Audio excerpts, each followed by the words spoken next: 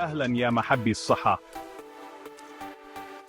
اليوم سأتحدث عن فوائد الكبد المذهلة، سواء كان كبد بقري أو ضأن أو دجاج، فإن إضافته إلى نظامكم الغذائي مرة واحدة على الأقل في الأسبوع يمكن أن يحدث فرقا كبيرا في صحتكم.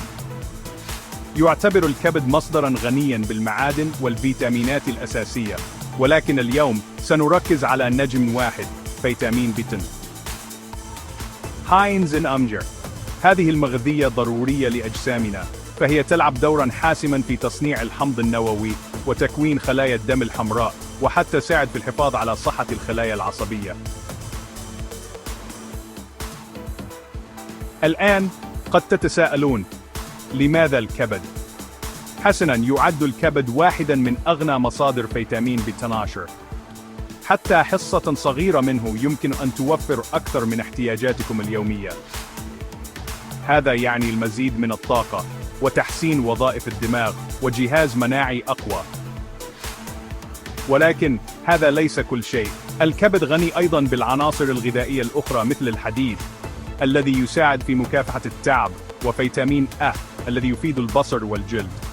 إنك تايم زيراميان، إنه مثل الفيتامينات المتعددة الطبيعية، يمكن دمج الكبد في نظامكم الغذائي بسهولة ولذة. للسوينتز.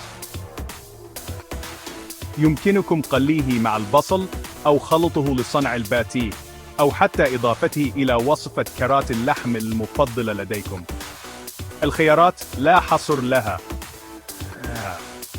لذا في المرة القادمة التي تخططون فيها لوجباتكم، لا تنسوا إضافة الكبد إلى القائمة. سيشكركم جسمكم على زيادة فيتامين بي 12 وجميع العناصر الغذائية الرائعة الأخرى. تذكروا، استشيروا دائما مقدم الرعاية الصحية الخاص بكم قبل إجراء أي تغييرات كبيرة في نظامكم الغذائي. كونوا بصحة جيدة ونشاط. ألقاكم في الفيديو التالي.